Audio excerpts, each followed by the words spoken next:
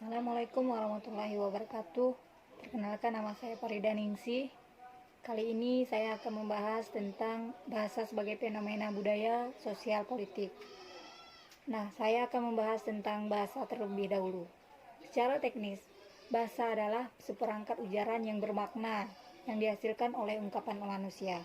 Secara praktis, bahasa merupakan alat komunikasi antar anggota masyarakat. Nah, artinya bahasa memiliki peranan penting dalam kehidupan sehari-hari. Selain sebagai alat komunikasi, bahasa juga merupakan identitas budaya suatu bangsa yang menandakan kekayaan bangsa tersebut. Bahasa sebagai fenomena budaya.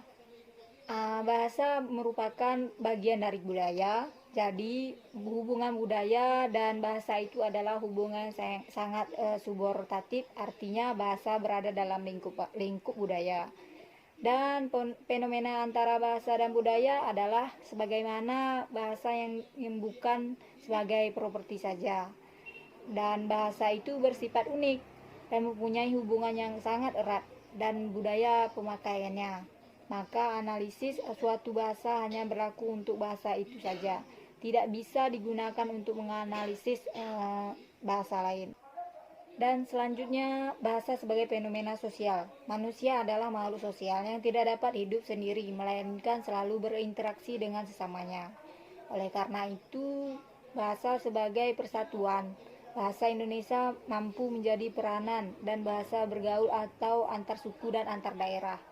Biasanya, kelas sosial juga mengacu pada penggunaan bahasanya, seperti penggunaan bahasa yang digunakan oleh pejabat tinggi yang berpendidikan terdengar lebih baku daripada bahasa yang digunakan oleh petani ataupun pedagang lainnya. Dan selanjutnya, bahasa sebagai fenomena politik. Kaitan politik dan bahasa adalah kenyataan bahwa politik itu adalah kegiatan berbicara atau berbahasa seperti saya ini. Nah, di dalam politik memanipulasi bahasa selalu terjadi. Kemanapun berbahasa sangat diperlukan dalam memanipulasi. Setiap manusia senantiasa memanipulasi dirinya dan orang lain. Nah, bila ia terdesak oleh kepentingan dan tujuan yang ingin dia capaikan.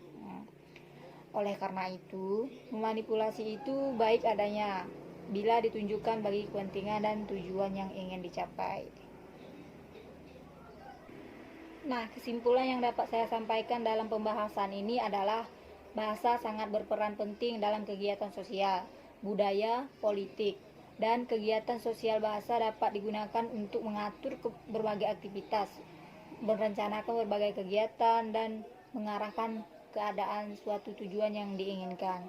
Dan kebudayaan, bahasa juga sangat erat kaitannya. Dikarenakan budaya itu adalah sistem yang mengatur interaksi, sedangkan bahasa digunakan sebagai sarana untuk berinteraksi. Dan dalam hal politik, politik itu sendiri adalah kegiatan berbicara atau berbahasa. Menurut seorang pakar politik itu tidak hanya berbicaraan, dan sebaliknya, tidak semua pembicaraan adalah politik. Akan tetapi, hakikatnya pengalaman politik adalah kegiatan berkomunikasi antara orang-orang. Nah, cukup sekian pembahasan dari saya mengenai bahasa sebagai fenomena budaya dan sosial politik. Apabila ada kesalahan, dan saya akhiri, wabillahi taufiq wal hidayah. Assalamualaikum warahmatullahi wabarakatuh. Sekian dan terima kasih.